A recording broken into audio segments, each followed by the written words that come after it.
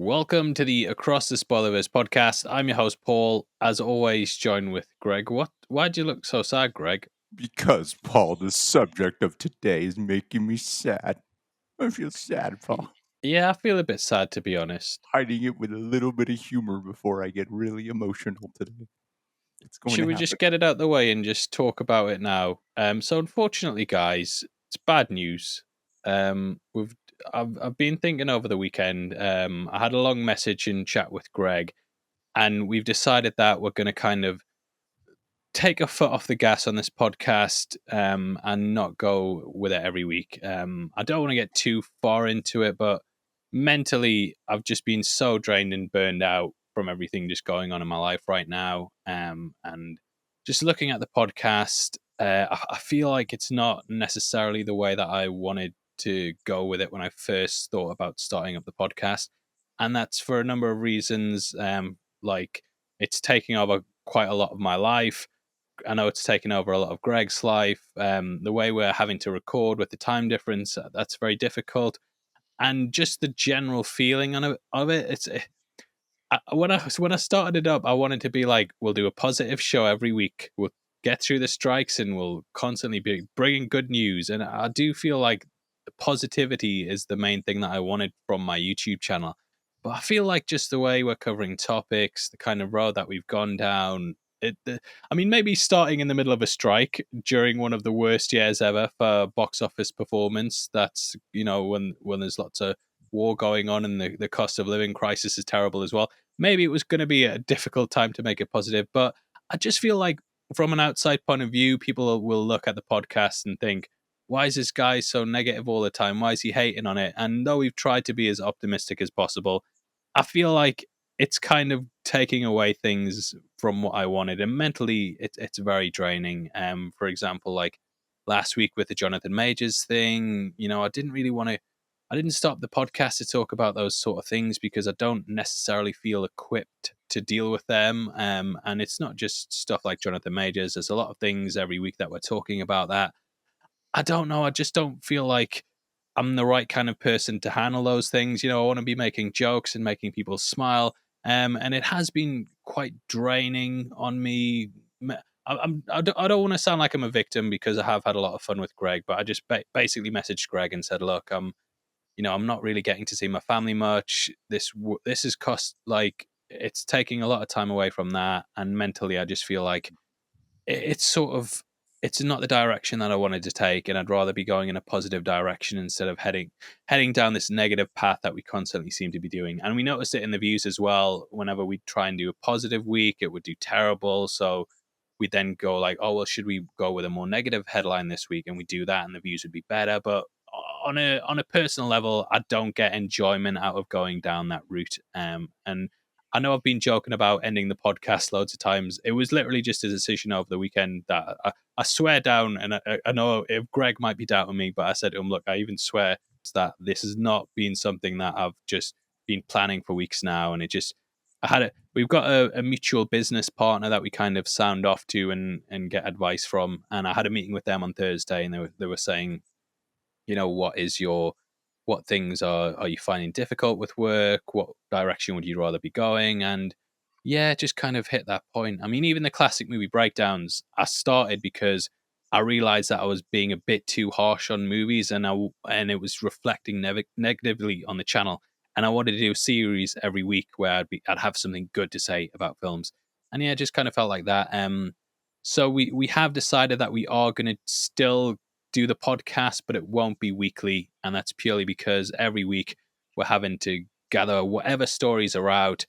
And oftentimes, more times than not, they're not things that we would normally cover, but we're having to fill a podcast slot and come up with these things that we might not necessarily want to talk about. Or if we do talk about, we still don't feel like we're fully equipped or researched well enough to deliver it to what you guys deserve.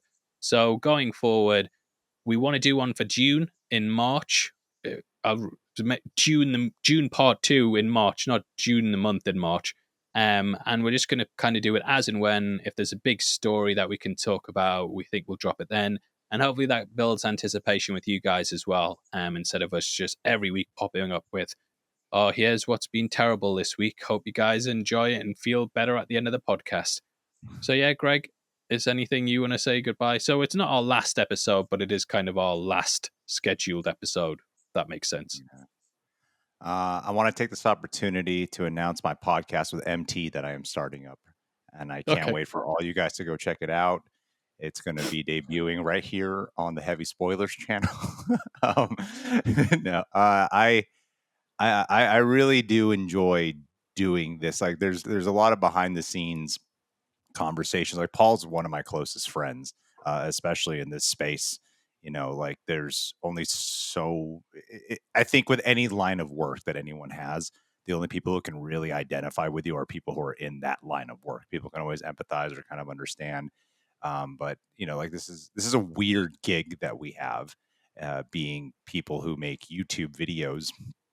And when starting up this podcast, the way how it's coming to a conclusion is the same way how it started. Paul messaged me one day, we should start a pod. And then the next day, we're doing a podcast. It was like Yeah. instantaneously, oh, here we are. And I had no idea what we were really walking into. And it's been such an interesting journey for me on my personal end, that I was explaining to Paul yesterday about how, when this started, I wasn't really sure what we were going into. And most of my life, I've kind of been like a supporting player. And then having Real Rejects, I had to learn how to lead.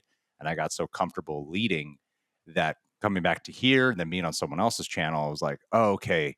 It took me like a few recordings to get comfortable to learn how to be a supporting again. And then on top of that, too, the other obstacle that we run against is that, like, one of our favorite podcasts is like Weekly Planet. Both Paul and I share that love and enthusiasm for Weekly Planet, and they record in like the same room. And I noticed that there is a barrier that can happen, not just in like literally in the term of like internet connection. So we have to like really pause. We don't interrupt. We try not to, because of those factors. There's been like other variables that I've been like enjoying the challenge of overcoming, of learning to be comfortable on someone else's channel as a main support and learning how to be a supporting again.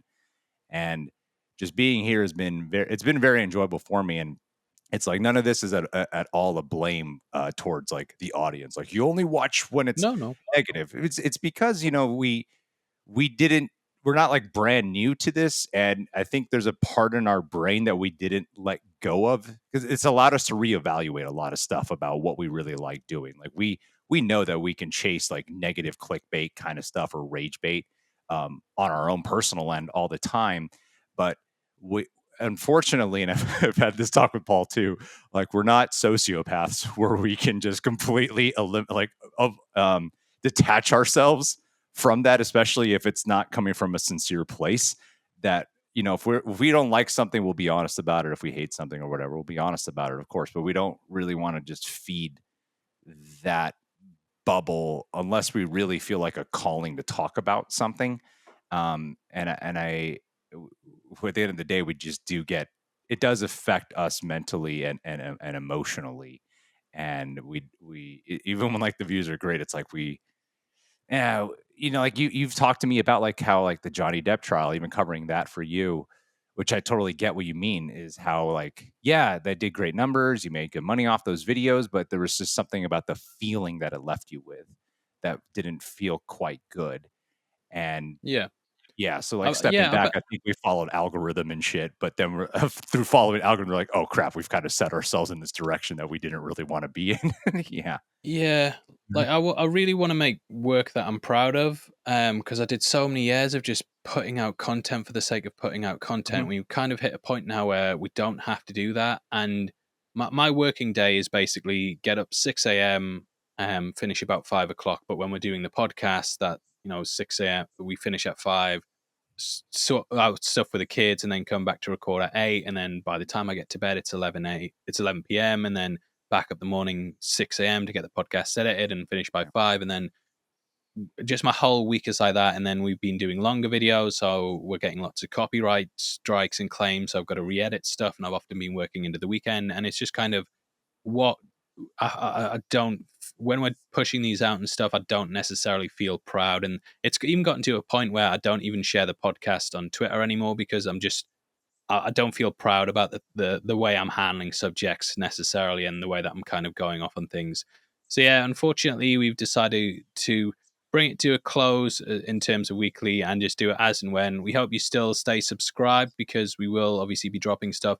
Again, thank you for all your support. You know, we started this back in May, when the strikes were just starting, and we know you guys have been rocking with us every week. It has meant a lot, and we've kept coming back. And I do genuinely feel bad, because I don't like letting people down. And I was talking to my wife about it yesterday, and she said, "Paul, your biggest problem is that you're a people pleaser, and you will just keep on trying to please everyone. And when that doesn't happen, you feel like you really let them down, and you Yeah. just need to stop." And I am still going to be producing videos and stuff, obviously, and we will still be having these chats. But even like Echo, I've had that over my head for a month, because I didn't like it, and we got it at the start of December, and I've just known that backlash is coming from it. And just when I dropped my review, Twitter went wild with it. I was getting called loads of stuff.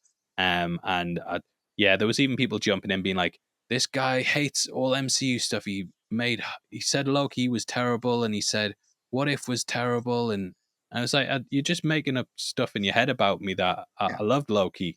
Yeah, and you get a weird thing on social media often, where you get like people who just come up with a version of you in their head, and that'll be what they project insults onto and stuff. And it's just kind of this. I felt this podcast was adding to that, judging by some things. So unfortunately, we're putting an end to it, but we appreciate all you guys' support, and we hope you enjoy our last, quote unquote, last episode, because we've got a lot to talk about. The first of that being, Greg, we're going to go in a positive direction. What were your thoughts on Echo? It seems to be quite a mixed bag, and I feel like I'm actually in the Yeah. minority saying that it's bad. But I'd like to start off hearing your positive thoughts on it. I liked it. I understand. Mm, I know that we don't often. The funny thing about it is, you and I, when we message each other, we often have a difference of opinion. It's actually kind of rare for Paul and I to be exactly on the same page about when it comes to like movies and shows.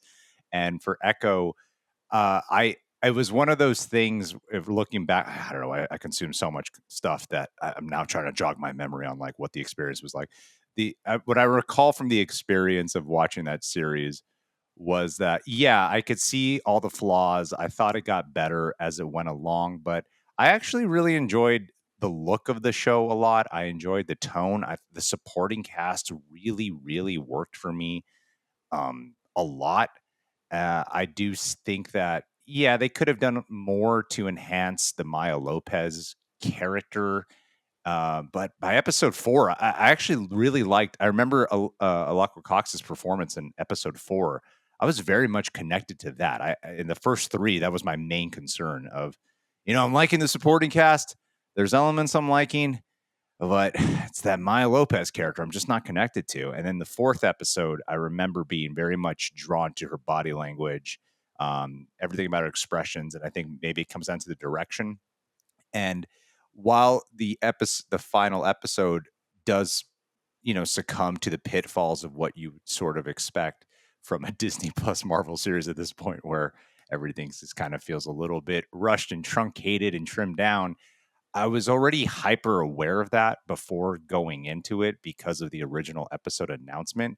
So it was kind of a unique experience for me after, factoring in all the Disney Plus shows that have come before and then watching this one, where I was still surprised by how ultimately the tone of the final episode managed to still feel unified, in spite of the fact how I kept going, man, I really felt like we could have used more flashbacks for Kingpin. I feel like we could have fleshed this out. This whole storyline with Bonnie kind of just like came and went. Nothing really amounted to it. Like, I could see all the things that were like constantly getting cut down.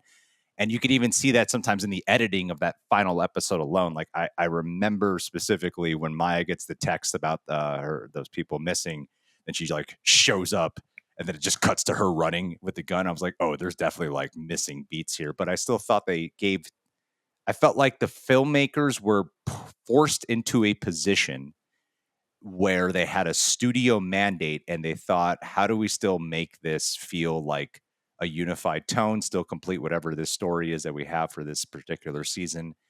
And what scenes, even though there are certain scenes that definitely feel trimmed down and cut up, I thought they focused on just the right amount of they knew what scenes to focus on, enhance that and magnify to let those scenes shine. So ultimately, I thought the good outweighed the bad for me. I thought episode 5 was on the lower tier for me out of the Yeah. episodes, but I was still like, it was it was nowhere near as bad as it could have been, considering all the behind the scenes factors. Now, Yeah. am I giving it a pass due to it? Yeah, but I can't, as from my subjective viewing experience, I can't just eliminate that from my mind. Like, I'm aware of Yeah. that. It's difficult when we know so much.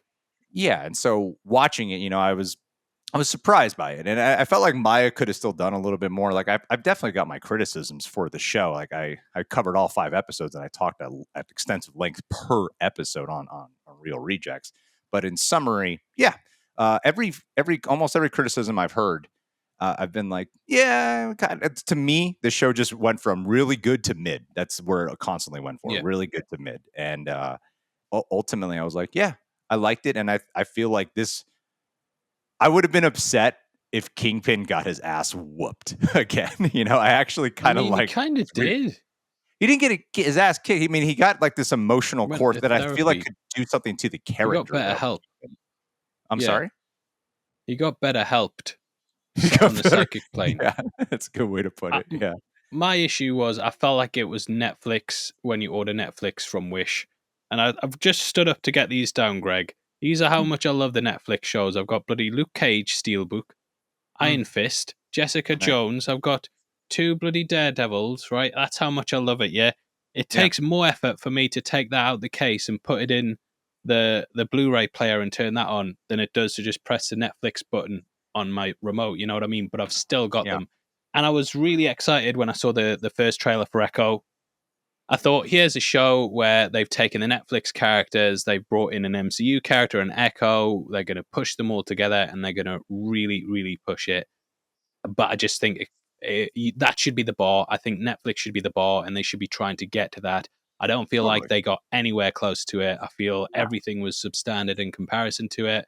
The one shot fight didn't quite match up to how it is in Netflix. Kingpin's arc, and just in general, like, yeah, I know they had 13 episodes and stuff in those shows, but each character will get an arc in that. So, Karen Page will have one where she's kind of off doing her own thing and having to kill someone, and Foggy will get an arc. And I don't feel like, the people who set their 5 budget limit, the 5 episode limit, and the 8 episode thing that it originally was before they then cut it down, they're deciding how long these seasons are, and I think they should have took a good look at that. Say, so how does this work, and push towards that, and really make an actual TV show instead of just doing what Marvel tend to do, which is that they'll try and do basically what's a 3 hour movie that they cut up into episodes, and I just felt it fell flat in terms of character development. Everything was sort of underdeveloped. Even how Oh, yeah. Kingpin survived, that was one of the big questions coming out of Hawkeye.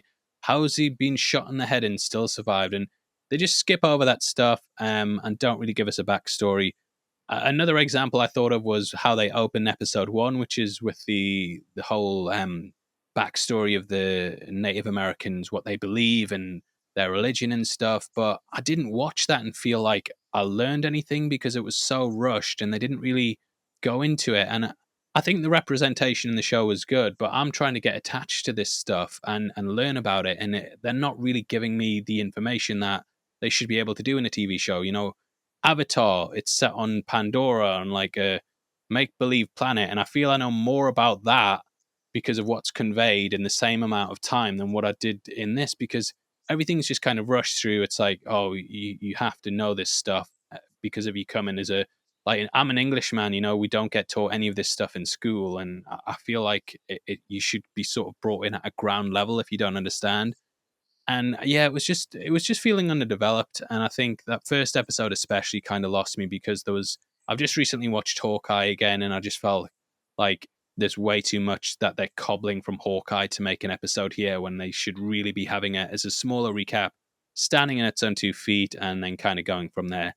And yeah, it's just Fair. it's just sad to see because I think these MCU shows, on the whole, have disappointed quite a lot from where I'm coming from, and to have the bar at where Netflix were and expected to be at that level, it just didn't live up to it in any way across the board. I don't think there was anything that really stood out to me in terms of action that lived up to it, characterization that lived up to it, and it was all kind of just a sort of toned back Netflix show when it should have really been at least at that level. I think if you'd release, say you took this show, went to an alternate universe and dropped it on Netflix as like a season one, I think this would probably come out as being like next to Iron Fist in terms of quality, where people would rank it.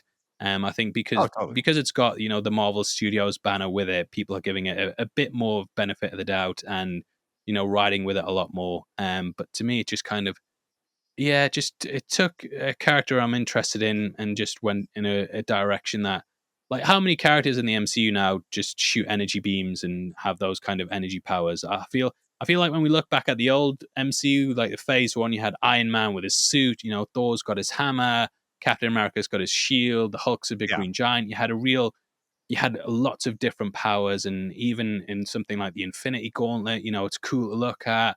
And you know, the Ten Rings, even Ms. Marvel, I know people have problems with those power changes, but she's got the bangles and stuff. But it's kind of getting to the point where you've got the Eternals who all shoot like energy beams, Captain Marvel who shoots energy beams, Photon who shoots energy beams, and now there's energy coming from Maya, and it's kind of like there's not the creativity there that I feel there once used to be. And even in things like the Maya's suit, I know, for example, if you look at some of the suits in the MCU, you can tell they've looked at comic books and created those suits for those films based on like different designs and stuff.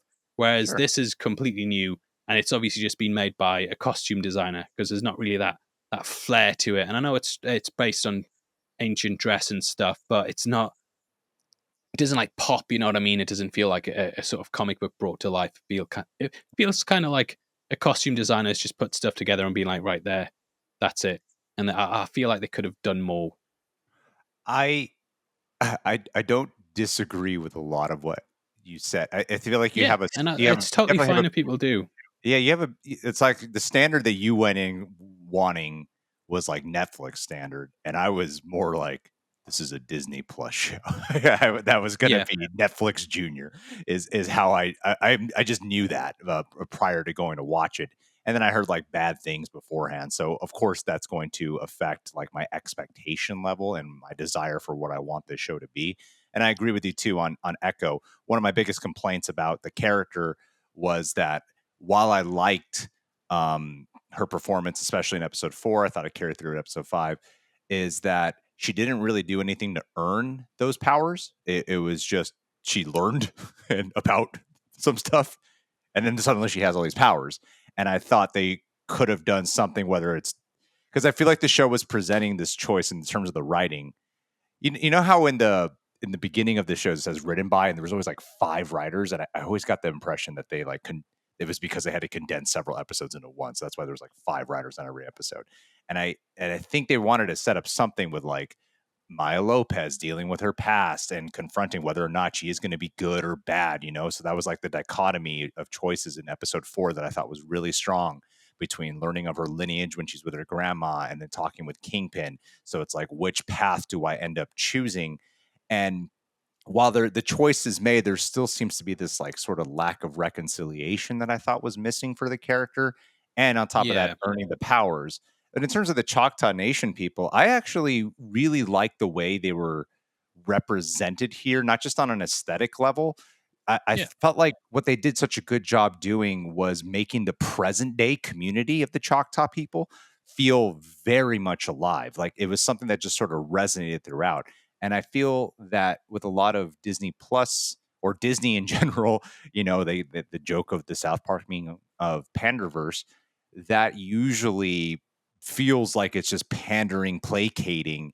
And this to me felt genuine. It seemed like it was actually inhabiting the world. And with the flashbacks, I actually got a good amount from it. Not the first one with the very first Choctaw lady, where it was very much mystical, but you know, like the game that they play in episode 2, getting an impression. Like it's more, again, it's more like tonal, emotional based than it is, expositionally laid out. And then in episode 3, where they do it with like the old school film, with that character, they really establish it. And then by the time they get to 5, where they explain like what they were doing, I was like, oh, okay, that actually surprisingly worked for me. Would I have liked more? Sure, but I still felt like the Choctaw Nation, they inhabited like the entire vibe of the show, and whether that be past, but mainly present day, and that was something I did not expect to really latch onto when watching it, which I thought again like really helped elevate the supporting cast. Like who, while I do agree, like man, there's some missing arcs here, and I give some forgiveness passes only because I was so aware that like Disney made them trim this shit down, and it's so obvious, but it wasn't a Yeah.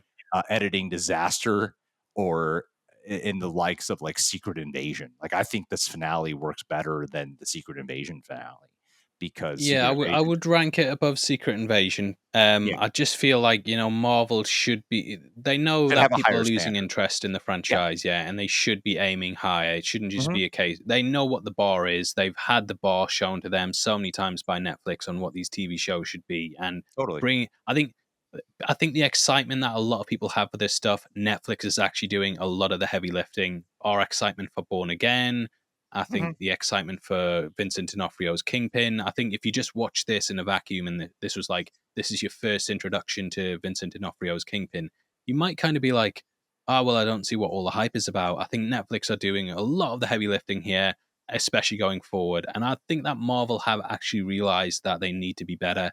And that is why Daredevil Born Again is getting worked up from the ground up. Yeah. And we've actually heard this week that both the actors behind Karen Page and Foggy Nelson, they're coming back. So in case you guys didn't know, in the original thing that they were doing for Born Again, they were actually going to be killed off screen. And episode 1 would start off with us learning that they're dead. Wouldn't have went down well, I don't think at all. But nope.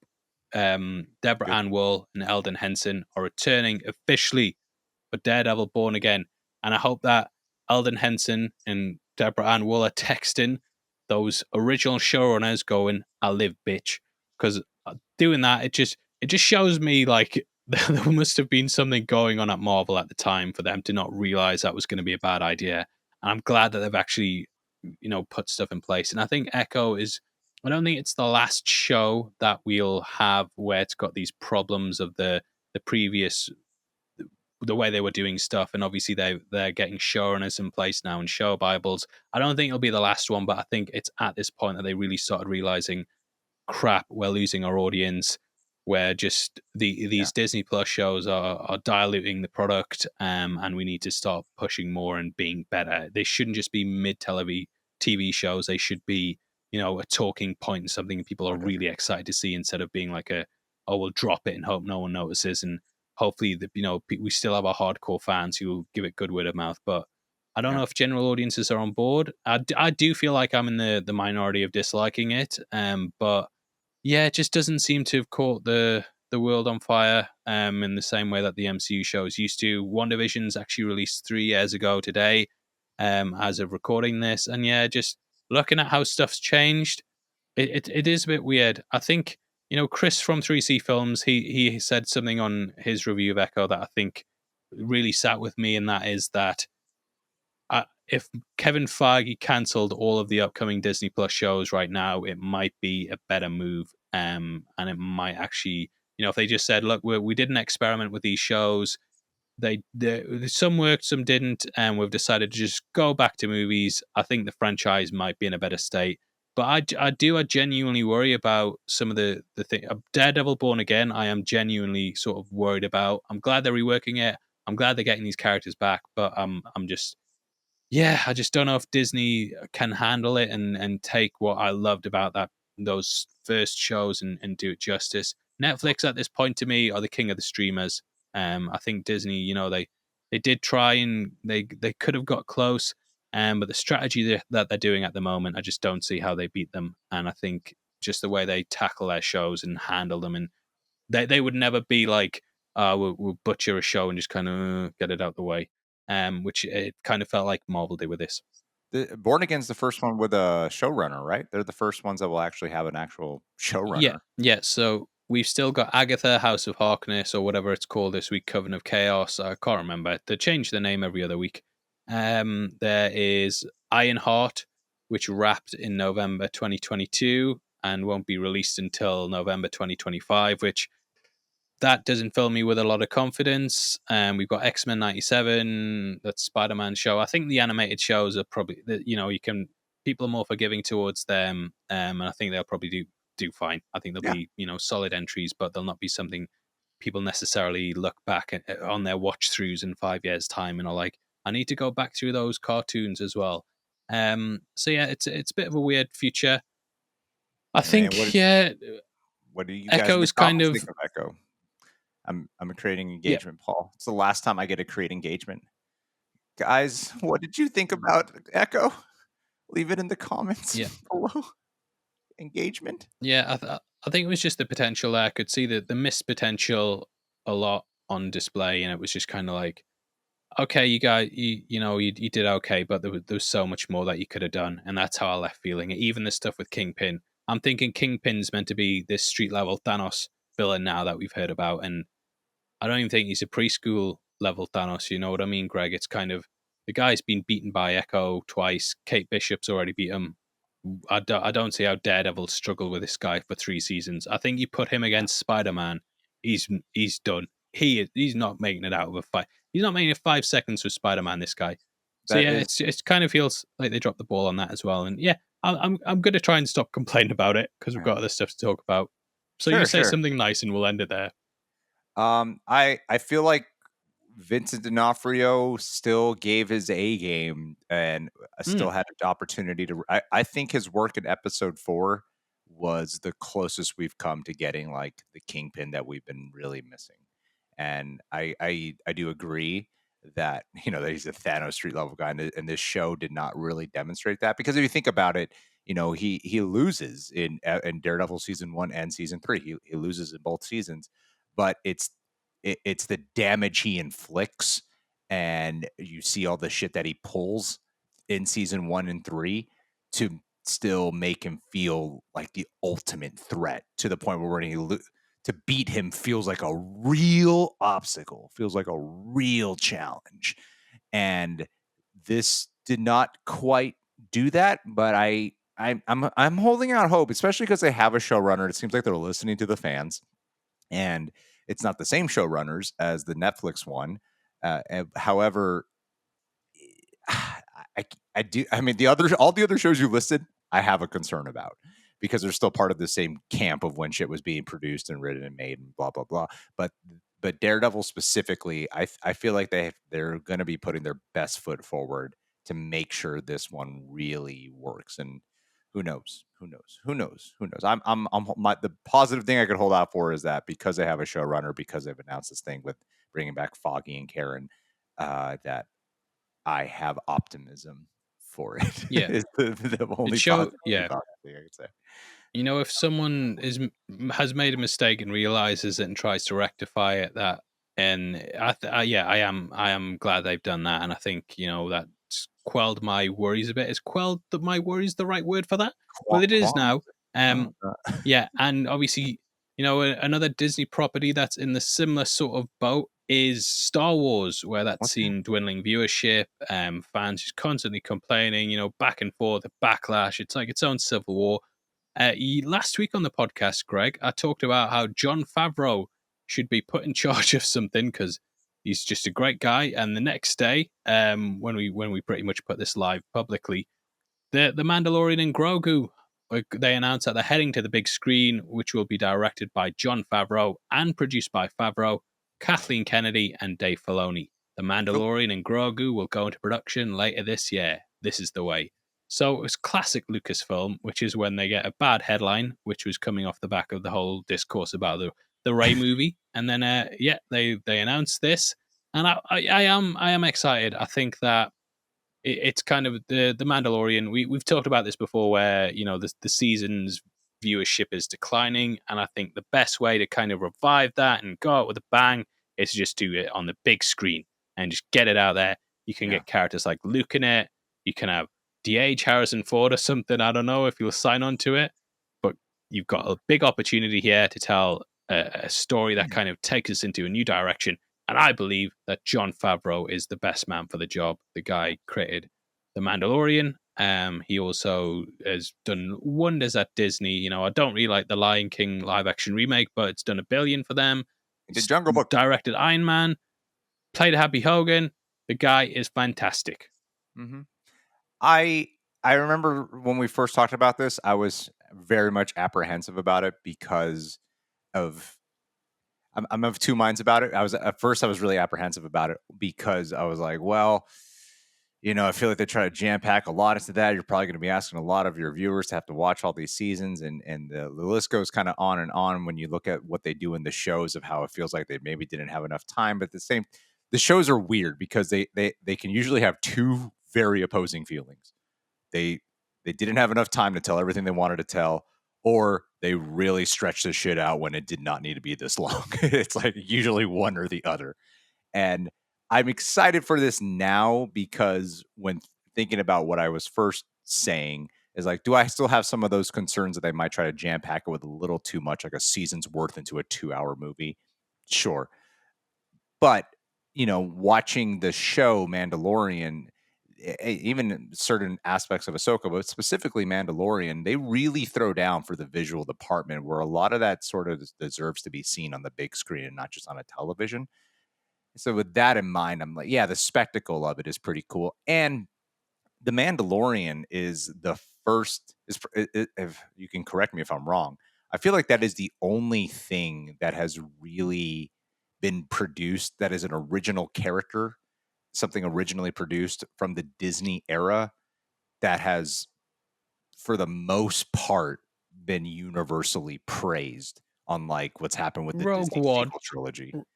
Rogue Yeah, One? Rogue Yeah, One, I'd say not so. necessarily original characters. It was more kind of like, we'll take an idea of something that we know about, we'll create characters for that, and then they'll go do it. Andor was created for Rogue One, but that plot line still was kind of like, it's in A New Hope. You know, that spies got the plans of the Death Star, basically, and they went in and were like, we'll fill in the gaps with that. We'll create characters that go off and get the Yeah, plans. Whereas Mandalorian is kind of like, we're just telling a new story. We're heading off and just telling a new story about a new Jedi, with new a stakes new and bounty hunter, yeah, a new Boba Fett, and it's gonna, yeah. So I get what yeah, you're saying.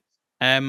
But Ahsoka's obviously been quite a big character the last year. They also announced that season 2 of that is now in production officially, and they posted some artwork from it where it was Ahsoka and Sabine standing on the finger of the statue that Balin was on last season, and Oh, they were cool. just standing on there.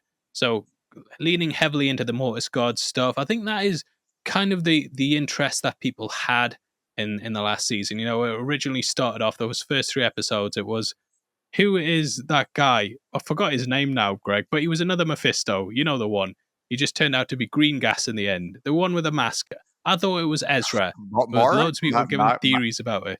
Marek? Marco? What was his name? Marek. Maybe Merrick. Marek. Yeah, Yeah. maybe Merrick. Yeah, Completely forgettable. yeah. Nothing. But we had a good 3 weeks out of that. Got getting theories out there. But yeah, the Mortis Guards, obviously the Hayden Christensen stuff, that was all kind of the bigger talking points towards the end of the season. And yeah, Right. I am excited for Ahsoka. I didn't I remember I was someone who slammed those first 2 episodes. I said, this is rubbish. They're just recapping Rebels. I all know all this stuff, and they're just getting back to Rebels. And then from there, yeah, I thought it really picked up. I really enjoyed that season. Yeah. And unfortunately, Ray Stevenson passed away. He was such a good part of that season as well. But they got Hayden back for it. I thought was brought in quite well. You know, there were some flaws in how they did it, but yeah, on the whole, really enjoyed Ahsoka, and glad to hear that there's a season 2 in production now. Okay. I mean, I'm happy. I feel good about that. Yeah, I'm positive about it, Paul. Go ahead. Might as well be. Yeah, well, if you're positive about that, Greg, I feel sorry for someone who's going to be getting a lot of backlash, and this is Caitlin Dever, who has been officially cast as Abby in The Last of Us season 2. Damn. So we did hear rumors about that a while ago. I remember us talking about it, but please, guys, just protect Caitlin Dever. In case you guys don't know, Abby I would say Abby is probably one of the most controversial figures in gaming ever. I Right. cannot, off the top of my head, think of someone who's more controversial. I don't want to spoil the game because it'll spoil the show because I'm pretty sure they're doing the same thing there. But there's a lot of things going on with her and Caitlin Dever. Whew, I think she's probably going to be getting some heat once a couple of those episodes drop. But I think it's great casting. I know people whenever they announce something like this, the first thing people talk about is like she's not muscly. She needs to. Superman's not jacked enough. They need to muscle up. Yeah. But you can do stuff with lighting. You can do stuff with CGI, or the actor can even surprise, surprise, work out and exercise Yeah. and build muscles themselves. She looked like Ryan Reynolds at the end of Free Guy. Remember that Yeah. character? Yeah, she looked like that. Yeah, I think the way they've done it is to kind of reflect Ellie. Obviously, Abby and Ellie are similar sounding names, and they also, if you've played the games, then you know that you play parts as Abby and parts as Ellie, and they both kind of have these mirror campaigns almost. The remaster is coming out on the 19th. Greg, I know it's one of your favorite games of all time. It's Yep. one of my favorite games of all time. Might even be up there as number one. But yeah, the remaster for the PS5 is coming out on Friday. If you've already got a copy of it on the PS4, Greg, I think you can upgrade it for $10. It's a Do bloody it. steal. I'm getting that straight away. Yeah, played through it when the show was on. Loved it again. I am excited to see what they do with it. I hope season two's got more clickers and more of the infected in. I think that was probably my fault with the first season, but it was still really strong. I I remember texting you, Greg, and being like, I'm 3 episodes in, and I think this is better than the actual game. And then yeah. towards the end, it was like, oh, wish I hadn't said that. I remember the parking lot I was in when it's that stood out to me so much because we have been going back and forth for so long about why we love Last of Us so much, and then you had seen it before me and you text. I remember being in the parking lot being like, "Could that be true? is that a real? Could that? If Paul's saying this might be true." I had such like a moment of But I remember conflict. you saying it as well, and we were like, it actually is. Some good shit in her. Ultimately, didn't turn into better than the game for me. But yeah, I mean, I think it's because they skipped the horror stuff. They skipped a lot of the like the basement in the hotel. Come on, how do you skip over that? Please, why is that skipped out? That's like one of the best bits in a game ever. it's not just that. It's also like when they have a chance to actually create some tension. Like I remember the time it really stood out to me. I've only seen the show once, but there was one specific scene. It's when before the big bloater episode happens. That's the level when Joel has to sneak around the cars to get to the sniper. They create no tension out of that. He just goes Yeah, around the left and then goes inside the just house and shows kills the off. guy. You're right. And to me, and even as just a viewer, I think if I hadn't played the game, I would have seen that moment and been like, why didn't they do anything with that? And as a fan of the game, it's especially disappointing. And what I think that the thing that they do miss out on, and this is what I was surprised by, because in that first episode, they really brought the sequence to life when they're driving around in the car, going around to the town, like scene by scene comparison. You can watch Paul's video where he does it. It's amazing. They really brought this action sequence to life.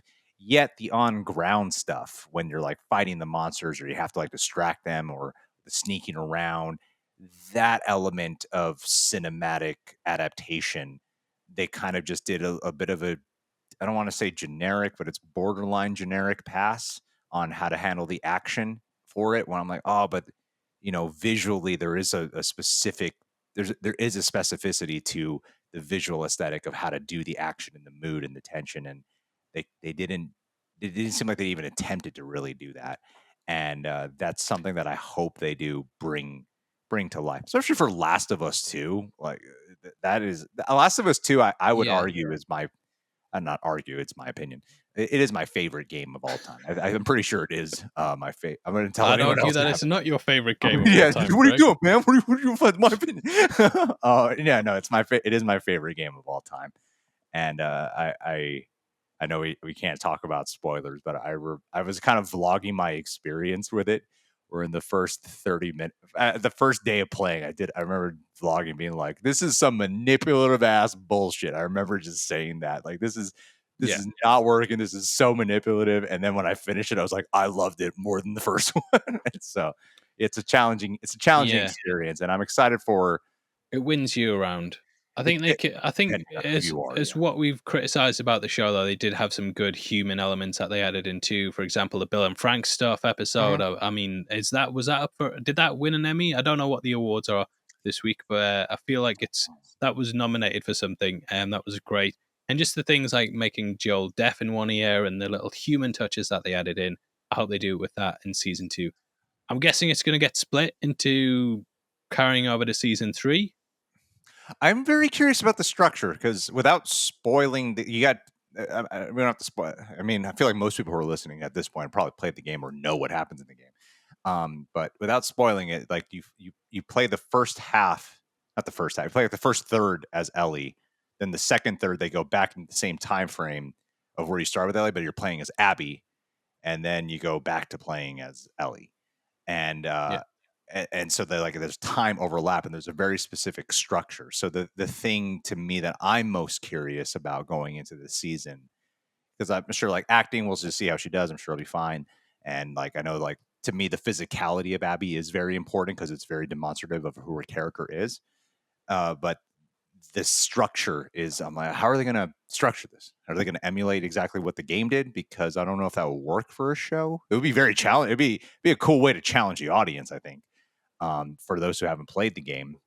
But I have no idea. That's the part where I am most intrigued of what are they going to do I structurally. would reverse it, and I would have most of season 2 play out from Abby's perspective Mm, and get you as an audience to know her and like her as a character and see how much of a wonderful person she is. And then at the end, she comes face to face with the other characters, and you're like, oh shit, who do I root for? yeah, Because I really like this character now. And it's what you mean? It's oh my god, and then cut to black. Just cut to black after that big event. Boom, piss everyone off, but it would be dramatically newcomers would be like, I don't what the hell's just happened? It would be like a red wedding all over again, which yeah. won't spoil it. It's not a red wedding. We'll just not spoil anything. That is the tough part because you have to get on board with her. Whereas in the game, you're forced to because you're playing the Yeah. game and you've already committed this You much want to time. complete it, mate? Yeah, Yeah. so you're like, might as well. But on a TV show, certain things could happen, and you're like, I don't want to watch this anymore. I'm done watching. You could lose viewers basically, and that's why I keep harping on the structure specifically because that's probably that is a smart avenue to take. Get you first and do the flip of the game. Would probably be a smart way to keep you watching, considering how important of a character she is. This is gonna be fun. It's gonna be a fun year, Yeah. man. It's gonna be a controversial time on YouTube. It's gonna be a controversial time. Not To this for us, day, Greg. We're giving it up. We're moving on. But speaking of moving on, actually, Tom Cruise has put out a tweet saying, excited to share this news. I look forward to making great movies together. And the tweet was a link to Tom Cruise joining Warner Brothers Discovery. Now, according to our good friends over at The Streamer, reportedly tensions reached a breaking point between Tom Cruise and Paramount, prompting his formal deal with WBD. They said he doesn't send script pages, doesn't let them see dailies. He used to be very responsible on budgets. So, from Mm, what I heard with our Tommy, he basically it was all over Top Gun and stuff like that and Mission Impossible. So you might remember during the pandemic they wanted to keep Tom basically wanted to keep delaying Top Gun until it could be shown in a cinema. right. Whereas Paramount were like, just drop it digitally, mate. Just put it on a streamer for free. But Tom was like, no, we're not going to do that. He don't really talk like that. It's like, no, we're not going to do that. I can't do the voice. You're I doing thought a I could, Ryan but I can't. Reynolds right We're now. not going to do that. Yeah, and then apparently with the issue with the Mission Impossible release was due to Paramount, and Tom wanted to move it, but Paramount were like locked on that date. And even though Tommy Boy was like, "Can we not do that?" They pushed ahead. So I think those two things kind of came together, and he was like, "I'm gonna go work for somewhere else." Huh. So yeah, big shock because he's been with them for a hell of a long time. And they actually have a third Top Gun movie in the works at Paramount at the moment before the switch. With Aaron Kruger on board to to reunite with director Joe Kosinski. Glenn Powell's going to be returning, Miles Teller as well. But yep, Top Gun 3, we're getting that. Cool. Okay, I really like the second one. Let's do it. Uh, well, it In looks like space! Tom Cruise really loved The Flash. That's what got him here, man. That's why David Zaslav was like, "Watch this movie. You're going to want to join our company." This is a good move for him. This is a good move. This is a big win for Warner Brothers. My God, that's a huge win. They need a Tom Cruise right now. The guy's probably got like 10 more years in him. Yeah, and from Warner Brothers, well, according to the Hollywood Reporter, Warner Brothers is hoping that Tom Cruise will start working on The Edge of Tomorrow too. So that's quite a big one as well. Yeah, I really like that film. I love it. I don't know if they're going to do the three titles that they had with the the original release, because it was called Live, Die, Repeat, Yeah. Edge of Tomorrow, and I'm sure Kojima posted it, and he was watching it. And it was called All You Need Is Kill, which I think was the original name of The manga. the comic that it was based on, or the manga. I don't know. I'm not big up on my Live, Die, Repeat stuff, and all these titles get confusing, mate. I just remember them constantly changing the title. I've got the 4K Steelbook over there. It says Edge of Tomorrow on the side, right?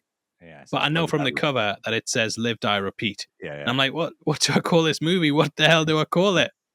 They should just call it a sequel, Live Die Repeat. I think I think the trailer for for Edge of Tomorrow, what I remember from that experience of why that movie underperformed was that it was a terrible trailer. It just looked like every generic Tom Cruise movie and did not sell it. Everyone thought that, and then the movie came out and it ended up being like, wow, this is so good. That's a great film, and it's different for a Tom Cruise joint because we all know Tom Cruise for the practicality and the stunts and stuff. But this is like such a heavy, and while there is stunt work involved and like the suits they wore.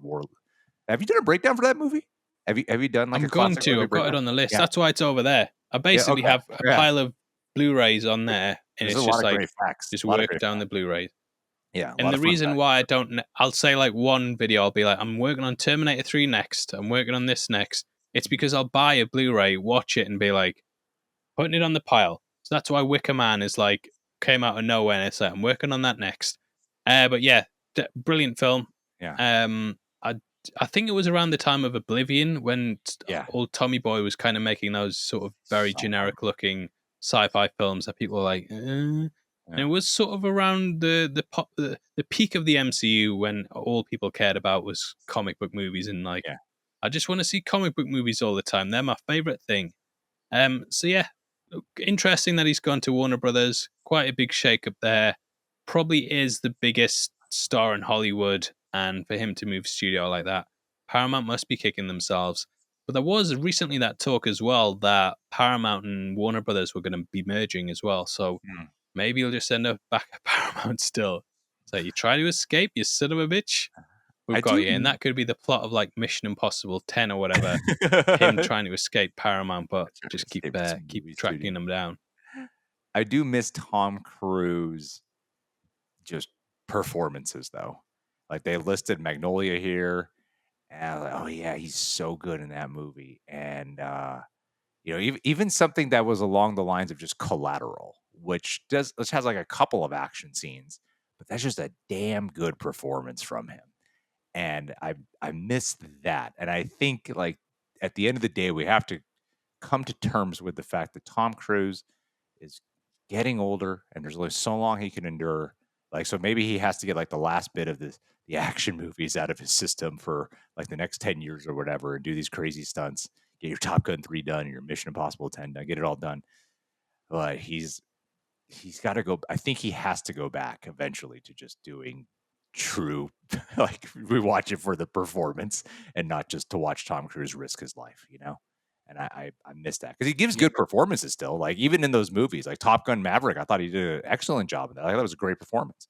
But I think I miss that time of that's what made Tom Cruise big was the actual acting abilities.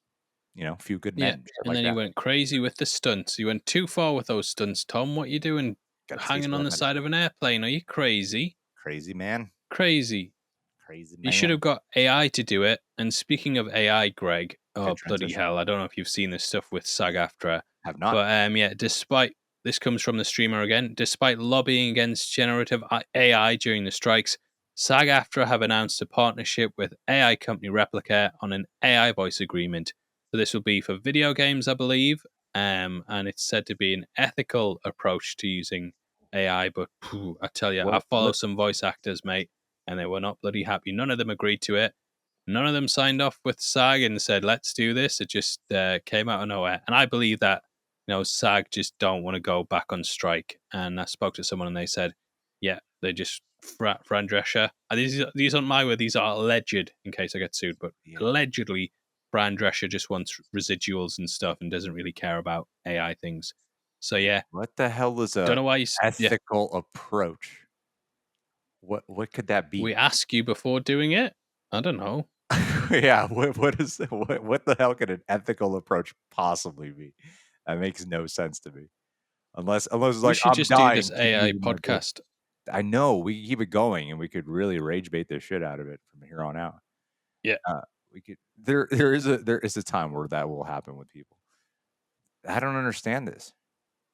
I'm literally looking at it for the first time. I didn't hear about this. Sorry, I'm delaying this, but we're towards the end of the podcast. We can have some dead air here. Some dead air here for people.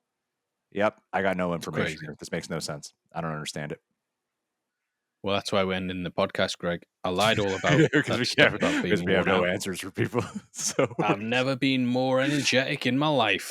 It's 9 p.m. now. I've been working since 6 a.m. and I feel great doing this every day. Yeah. So last story on the podcast before we go to our whatever we want to record it or we want to model. fill it with. Yeah. Scream. Neve Campbell said she's now open to returning to the Scream franchise under No, the right circumstances. no, Neve. Yeah. What are you doing, my girl? She was my first crush. My first on-screen crush was Neve Campbell. You're In breaking my Wild heart. Things, Greg, was it Wild Things? Because I've she was never doing Wild seen. Things in that, I I've tell you. seen the scenes from Wild Things, but I've never seen the Why? movie Wild Things But why would you watch scenes from a movie without knowing what's going on in them, because Greg? I That heard seems a bit because strange. teenage boy Greg heard about some good scenes that he had to go Hmm. check out on his own time, his private time. You know what I'm saying? And I remember those scenes. But one day I'll watch the actual Reaction. movie. Erection. I'm just talking about the Kevin Bacon scenes. I just wanted to see the Yeah. Kevin Bacon stuff. I don't know any of that. The Nev Campbell. I didn't care about any of that Denise Richards shit. Like, ugh, it's all about the bacon. This Nev Campbell news, man. Bacon roll. Bacon roll, the bacon wrap hot dog right there. The Nev Mhm. Campbell Scream franchise under the right circumstances. There are no right circumstances. No, don't talk about this right now, Nev Campbell. This isn't the time. Money. Shit. I mean, it is kind of her franchise, let's be honest. Totally. When she got kicked off, it was kind of like, what you doing? So I can see why with her there is that kind of feeling of like, well, this is my shit and I should have been included in the first place. I think they'd have to pay her a lot, but they've just had such a PR disaster. I think they've clearly reached out to her to try and get some good PR because I know a lot of people. I'm not a big Scream fan, if I'm being honest. But I know a lot of people who will be more forgiving of the choices that have happened because they've got Neve back or Nev. Yeah. We call her Neve, Greg. I I call it feel like Nev. I've been pronouncing her wrong. The amount of actors that I have different names for, and I'll hear like Jared Leto and Jared Leto. I tell you, the amount of times I've recorded a video and I'm like, how do I pronounce it again? What's his surname again? I should really know this stuff.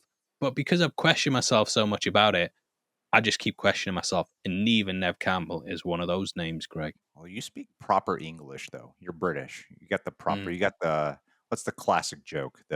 You say herb because there's a fucking H in there. That's the joke that I heard Yeah. forever. Yeah, and so I say Herbs. herb, herb. Oh, according to this, she was disappointed that Dewey was killed off in Scream 5. Okay. What? Yeah. Spoiler alert. Sorry, should have Yeah, given I mean- everyone a heads up who hasn't seen Scream 5. No, I've dead. seen it. Dewey way dead. Yeah, that's Scream 5 was the big reboot, wasn't it? Where it was just called Scream again. Yeah, They should have called it Scream again instead of just Scream. screaming. I didn't love that one as much as everyone else did. I like Scream 6 a lot though. I didn't love that Scream one. I'm a huge fan of this franchise. It was Scream. My fun fact about me every Sunday after church with my family because this came out when I was like 6, or I want to say 6 or 7, and I had my dad would what my dad would do is he'd rent laser discs. I don't know if you guys know later they're like these giant things that before DVDs, there were these huge discs that would cost a lot of money, and they were not as good quality as DVDs. He'd rent them, and then he'd use a VHS tape, blank one, to essentially screen record Record it. Laserdisc. Yeah. And so he did that for Scream for me as a 6-year-old boy, not censored. And I watched it every Sunday. It was a weird ritual of mine. Go to church. We'd go to this place called Pizza Guy, grab pizza, sit down in the living room, watch Scream. So Nev Campbell, that's why she was my first crush. I just watched that movie religiously all the time. But the thing is, My, I didn't like with Scream 5. I felt like Nev Campbell was so unnecessary in that story. And so unless they do one where it's very much like this is Sidney Prescott's story, then sure. But I kind of feel like we're done with this Sidney Prescott story. I feel like the movie's been trying to, yeah. the franchise has been trying to say that. Like her story's done. She's got a family now. She lives with sexiest man alive. She's doing fine now. I mean, yeah, but she's sort of, I don't know. They kind of have her as a Jamie Lee Curtis. You know what I mean? You can't really escape. I'm sure if they reboot Halloween, Jamie Lee Curtis will be back. It's just yeah, it's a weird situation with that franchise. I'm Yeah. just glad that I didn't grow up on it. My first crush, Greg, Mm. Kimberly from the Power Rangers. So Ooh, that good was one. a bit of Yeah, trivia for you guys there. good one. She's I pretty also too, liked man. Jet from Gladiators in the UK. You won't know in Oh, America, but I know some of my UK heads right now. They're sitting right now. They're like, I remember our Jet on Gladiators Saturday night. So yeah, Diane that Newdale? was me. Yeah, that's right. Yeah, Let's see her. I'm just googling. I don't know her Oh, name off heart. I just damn. literally googled it to make sure Oh, she was yeah, hot. she's gorgeous. That was make myself sound stupid. She's But yeah, 53 we now. did it, Greg. She looks very So different now. any stories that you want to talk about for the Mm, we could talk about our loves, our celebrity loves. okay, yeah. Think Cameron Diaz in The Mask. Oh That was an my god, all-timer. yeah. That was the day, man. This doesn't Yeah. get better. Cameron Diaz in The Mask, that was something special. Another weird crush of mine. I had this thing where I was maybe because I was lonely in school and didn't know how to talk to girls, I was always drawn to characters. Like I saw Carrie when I was really young, and I told myself that In between if Scream. I will yeah, from Scream to Carrie, I'd watch a horror movie. I was obsessed with horror, and then I was like, if I would. I had like this rescue a girl syndrome as a kid. Like that would be the way to do it. And then I realized like you shouldn't have that mentality in real life. That'll lead to some really bad relationships. But yeah, so Sissy Spacek, weirdly, I would like had this weird crush on Carrie, the girl who's much maligned and ridiculed and criticized and bullied. Like that was my other random crush that I had Yeah. when I was You younger. want to you didn't want to join in on the bullying. You were No, trying to no. protect her. I So wanted she to never freaked out. I had a protecting like I would watch LA Confidential and Russell Crowe as the man who would protect domestically abused wives. I was like, yeah. Yeah. I had the fantasy of like being that guy. Now my wife just protects me at all costs. If someone's being loud in the theater, I'm there for like the whole movie contemplating. Like if they do it Do I one say more, if they something? check their phone one more time, I'm gonna Yeah. I'll sit but my wife, I send her in. She's my knight in shining armor. I just like do something. She does it. She handles business. So she's my warrior. I have like a really short temper with that stuff, and I know that if I just look like I'm a bit unhinged, people will just drop it. And there's been a couple of times I've just been sat on a bus, and some kids have been sitting behind me, tapping me on the shoulder, laughing. And I've let it happen a couple of times. I've just turned around and went, "Stop doing that," and they've just stopped doing it. So you just have to look a bit unhinged, like you're having a really bad day, and you might snap. You might just snap on those kids, and normally the acting does it a lot for you. The old saying is you don't have to be confident, but if you know how to act confident, you can put on that facade that you are confident. People think you're confident. I think it's the same with bullying kids at the cinema, Greg. You know, if they're sitting on their phone, and next time you're sitting in a cinema and someone's on, 10-year-olds on their phone, and you're like, I'm normally send my wife in, but I'm going to go crazy on this. But yeah, I've just been looking up hot 90 Hollywood superstars. Sandra Bullock was another one, Greg. Oh, Tell you Speed. what, Sandra Bullock in Speed. I wish Speed. I was on that bloody bus. Don't care where. What you mean? It's got a bomb on it. I don't care. Just keep me on this bus as long as possible with Sandra Bullock. Keanu, get out of the way. I'll save you. Oh, Jennifer Rachel Love. Wise was Jennifer another Love. one. Oh, Rachel Wise in The Mummy Returns. Oh, Yeah. specifically The Mummy Returns, which I think she actually Yeah. requested that she wanted to like go more. I don't know if this is something my mom just told me or if this is a fact, but I think it shows in the film that she wanted to be more like I don't know what the right choice of words here is. Something like I want to look more physically attractive instead of like librarian girl or something. Not to say librarian girls aren't attractive, but you know what I mean. Okay. She went more. If they're being bullied, they are to you, It's and the you last have to podcast. protect them at high school. Leave this all in here. I could use a cancellation. Yeah. I know. Yeah. It doesn't matter, Greg. We're not doing it again next week, so we can say whatever the hell we want. Literally say whatever I we played want. this stinking city like a hop from hell. This is our unus anus right here. You can say whatever the hell we want. Yeah. Let it die. Yeah. I just want to end the podcast. Oh, sorry. Continue. I got nothing. I mean, I got nothing. Jennifer Love Hewitt. Well, I was going to end the podcast by saying Elizabeth Hurley, who in the 90s, if you saw Austin Powers, and Bedazzled as well. Damn, man, you had those two back to back, and you were like, why have we never had these conversations? This is our childhood. This would have helped the podcast, Greg. This is we're the back real next week. This would have been the real heart and soul. These conversations is what people would have turned back in for, man. Yeah, taking a trip down memory lane. Women, Hollywood actresses in the 90s that were really hot would do 5-hour podcasts of it. What do they look like today? Views? Are they still hot? Yeah. Let's compare. Well, the reason, I remember Elizabeth Hurley. I've got someone on Twitter who just like makes fun of simps and people who, suck up to women. And I remember him the other week going like posting Elizabeth Hurley's Twitter account and just saying like, you guys need to check out the replies in these because the amount of middle-aged men that are just replying going, yummy and ha ha and just stuff like that. And it's a good read, guys. If you want to go follow Elizabeth Hurley and just read her replies to like selfies that she posts and stuff. Bit unhinged, but it's all love, it's all positive. Dude, and what a great way to great. Holy shit. She looks great still. My God. Yeah. It's because she kind of went to Hollywood and then ducked out before it got too much. Yeah, smart. Holy crap. Good for her. Hugh Grant cheated on her, I think. Yeah, what the hell was that about? Yeah. I think that was when I hit the point of realizing that, unfortunately, if men are going to cheat, they're just going to cheat. And it doesn't matter how hot you are. I know a lot of women, when they get cheated on, they'll be like, why has this happened? I'm much better looking than they are. And unfortunately, some men, they've got it in them and they're just going to do it. And it doesn't matter what it is. Yeah, it's not about that.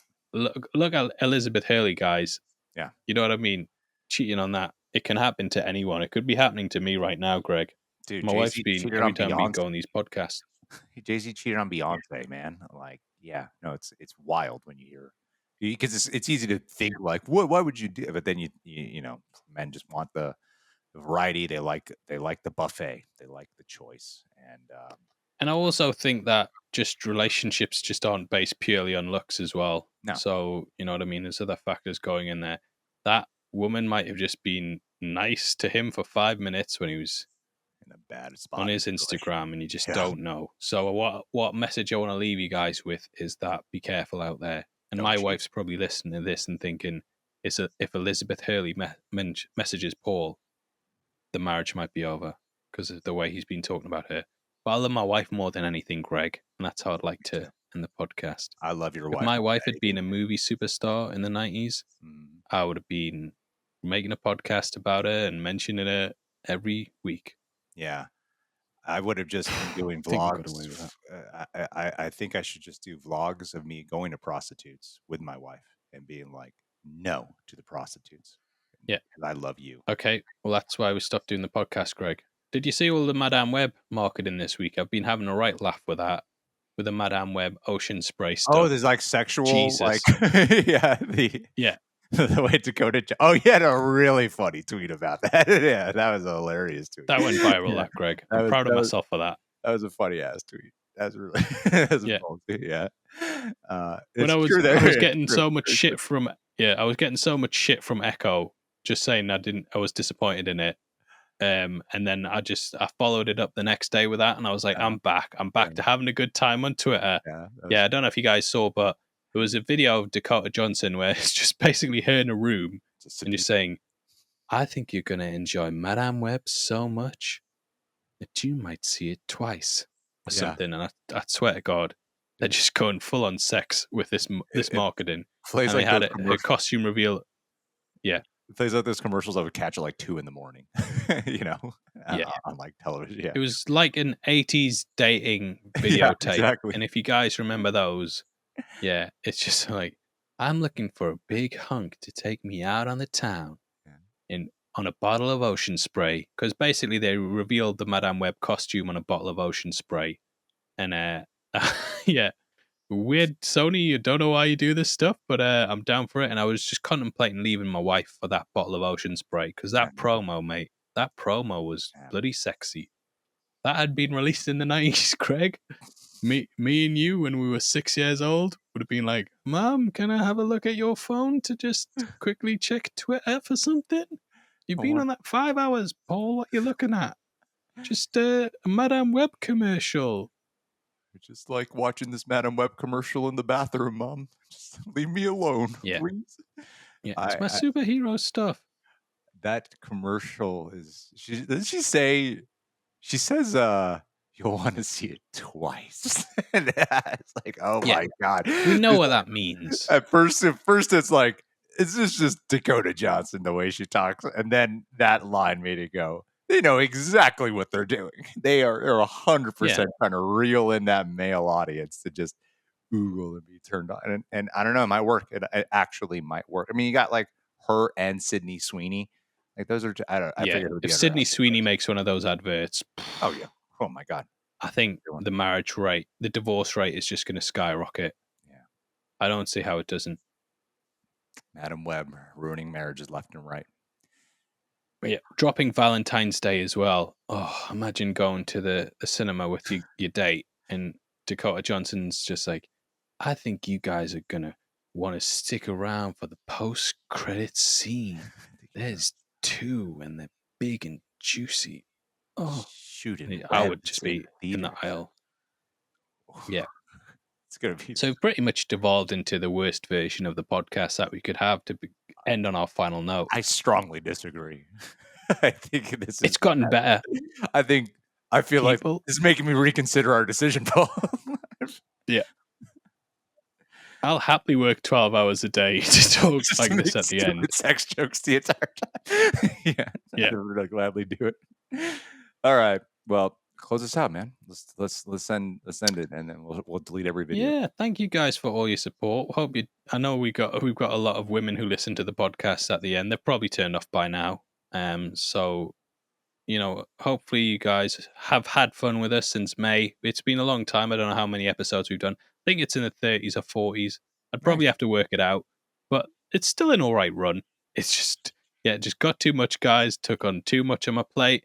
Started doing 55-minute breakdowns of No Country for Old Men and being like, I'm exhausted from doing this and I've got a podcast at the end of the day. But we hope you guys have had fun over the last couple of months going through the strikes, the ups, the downs, the ins and outs of Hollywood. We hope you've learned some stuff. I've learned some stuff about you, Greg, especially today in the last half hour. Oh, yeah. And it's all starting to make sense. I feel like I'm closer to you now. Yeah. Well, we'll never get to hold hands again. Like, it's a bit sad that we'll never get to do that. Mm-hmm. I hope that Riverside's got us on the right side as well, because they sometimes just randomly swap us around. But we will try and be back for June. There'll probably be some developments then. Is that how you hold hands with your wife? Yeah. The whole June episode will just be us going like, ooh, Zendaya, she's beautiful. She's beautiful. We're just going to turn into like, we might come back and do this when we're like 60 years old and just be like, those women back in my day. Elizabeth Hurley, I tell you that. Ooh, she was beautiful. But yeah, hope you guys have enjoyed it. I've enjoyed it. Thank you guys so much for being here, and thank you for being on this run with us. And thank you to all who gave me a Yeah. chance to welcome me and let me find a groove here. I appreciate it very much. And thank you, Paul.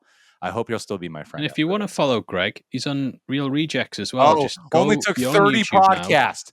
Only took 30 podcasts for you to say You these see that words. little magnifying glass? That's not a magnifying glass at the top there to zoom in on stuff. That's a search thing. So if you click that magnifying glass thing, it won't magnify the screen. It'll take you to a little box. You can type in anything there and it'll find it. You Elizabeth type in Real Hurley Rejects. today. You could Yeah. find images of what she looks like today. But go to Real Rejects because I know they've already After looked at it. looking up I'm Elizabeth exactly the Hurley. same. I know exactly what my listeners were doing, Greg, because I do the same thing. As soon as someone says like they look pretty good today, I'm like, stop what I'm doing, jump out the car. I'm driving 90 miles an hour. Jump out, quickly Google what they look like now. And be like, yeah, they look all right. Yeah. Back in the car. So yeah, Real Rejects. Go check them out. Love you guys. Much love. Much love.